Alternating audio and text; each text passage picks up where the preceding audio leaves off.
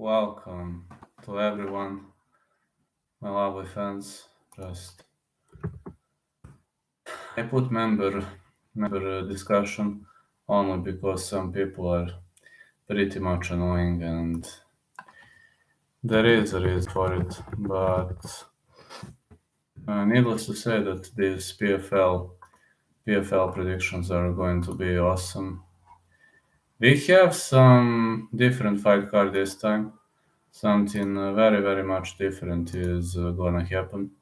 As got prelims, we got main card, and we got postlims.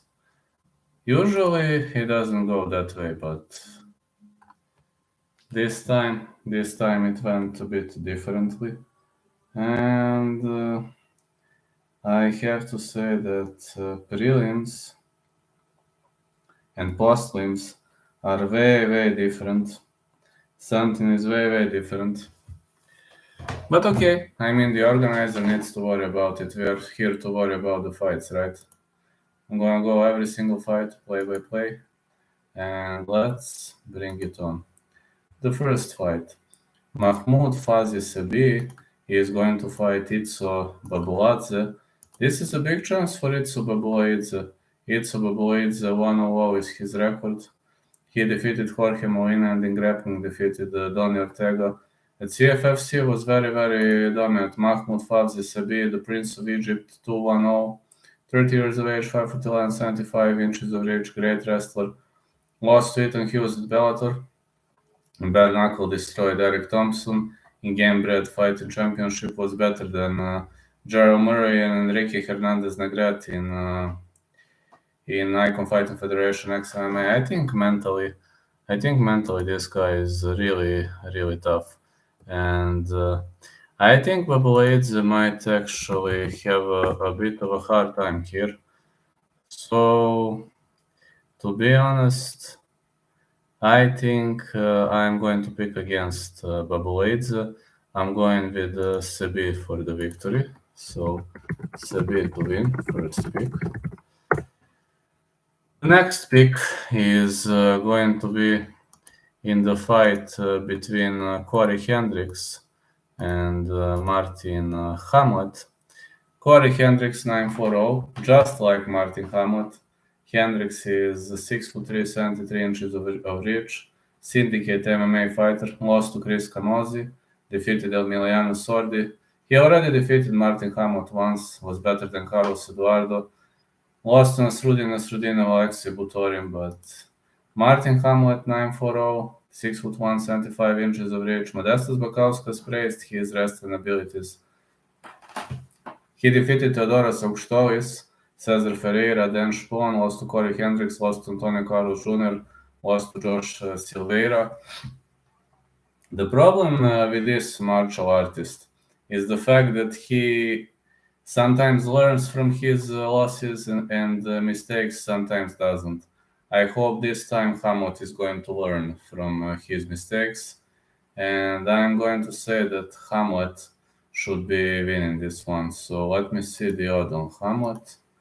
Martin Hamlet lost for the first time, but now I believe he is going to win. What? He's a favorite again? What the heck? Hamlet to win for -155. I say Hamlet decision. He's a better wrestler. Let's hope for his wrestling. Then we got Marcelo Nunes versus Dylan Potter. Marcelo Nunes, the Brazilian fighter, heavyweight, 6'3", 76 inches of reach, out of Minnesota. This guy choked out Anthony Garrett, Bivon Lewis, was better than Jordan Seufzer, and his ground skills simply rock. If you go to the ground with him, you're fucked up. Lano lost to Rafael Lovato Jr. Dylan Potter is an average fighter, big papa, 6'2", 77 inches of reach, gonna have reach advantage, ATT Portland fighter, gonna have reach advantage and stand-up advantage. But against Lukasz Brzezinski, there was no contest. He was better than Nick Mills, but I do see this as a kind of a mismatch. And if Marcelo Nunes drags the fight to the ground, he's gonna win easily. Dylan Potter can only win with some kind of a KO or something like that. Kind of very much unsure which way is this going to go. So I'm going with Marcelo Nunes to win. Yeah, I'm going with Marcelo Nunes to win. Hold on. I'm going to hit timestamps.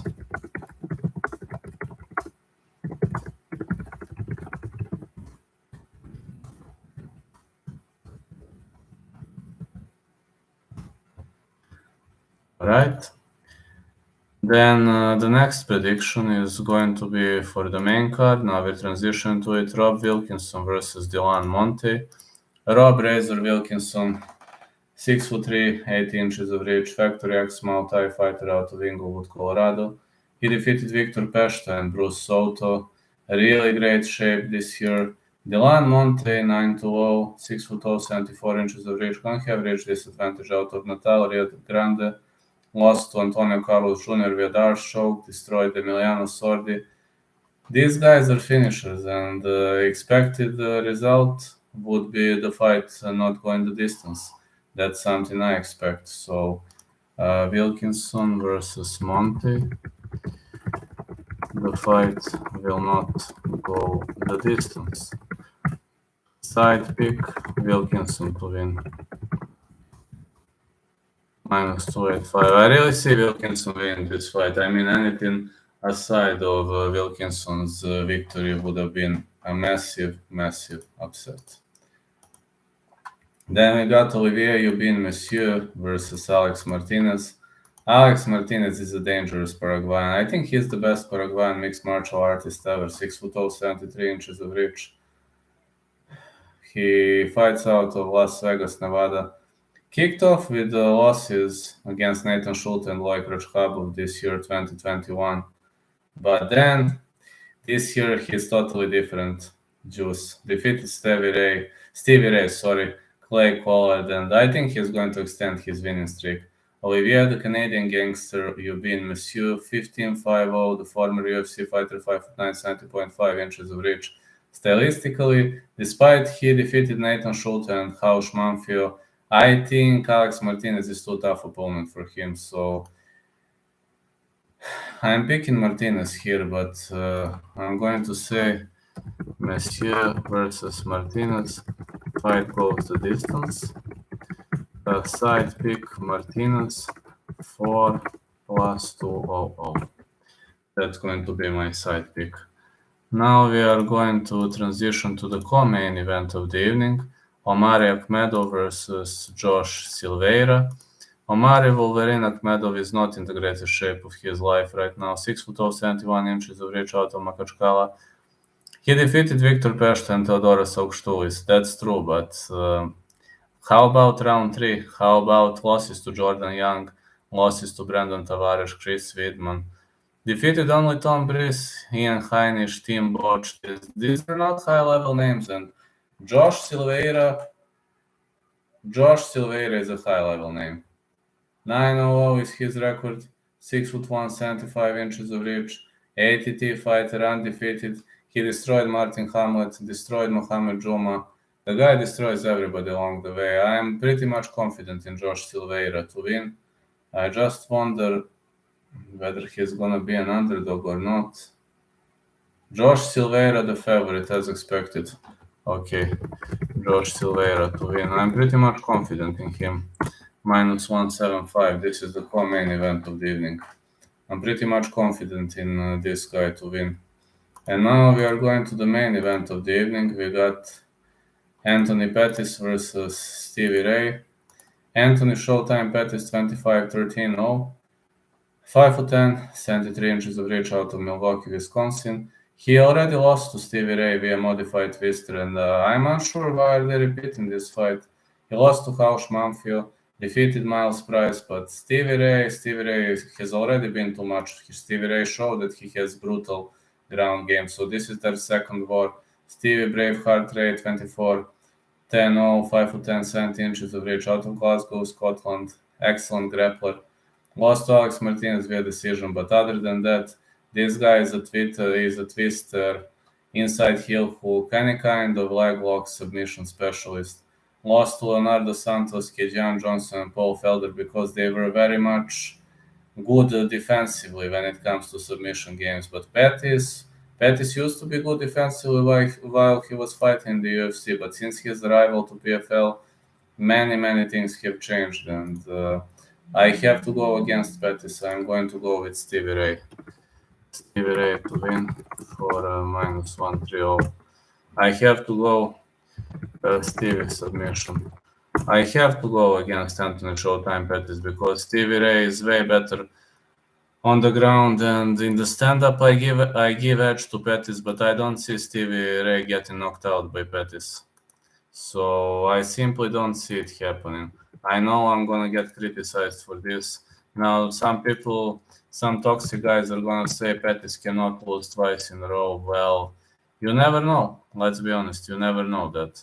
And the answer to your question might be yes or no. So just to be honest, anything can happen.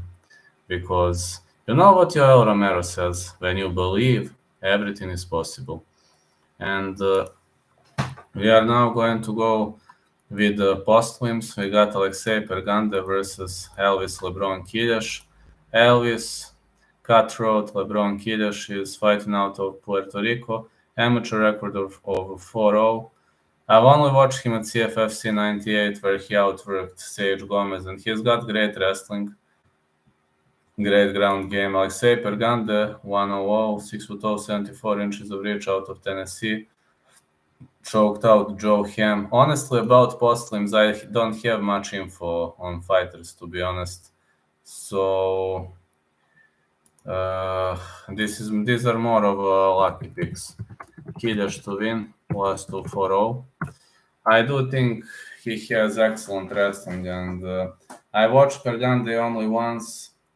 He is excellent striker, but the problem with his wrestling is obvious because he is more of a BJJ fighter, and it depends on whether LeBron worked on X-guard blocking and such things. I hope he has improved his top control significantly, because if he really improved it, then he is going to have chances to win this guy. If he didn't, then we've got a problem. Yeah, then we've got a problem. So it really depends. It really much depends on him. So I can only hope that he has improved his skill set. I can hope. Hope is the last to die. Then we are going to go with Lucas Barboza versus Elmar Umarov. I know Elmar Umarov very well. 4-1-0. Out of Krasnodar, Russia, 5'10", 69.5 inches of reach. Now, out of St. Louis, Missouri, Umarov was better than Turner Williams, Cody King, Carl Jefferson, Abraham Campos. Lost to Benjamin Bennett because he was not cautious. But I think Lucas Hulk Barboza is going to be easy prey for him. This fighter out of San Diego, California, is a pure typical BJJ guy, and if he's unable to use his Brazilian Jiu-Jitsu on you, that's a big problem.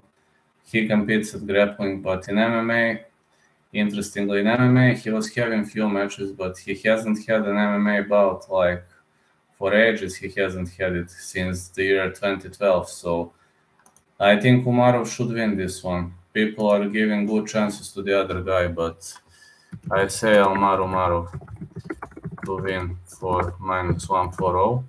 If you want a risky bet, then Barboza submission.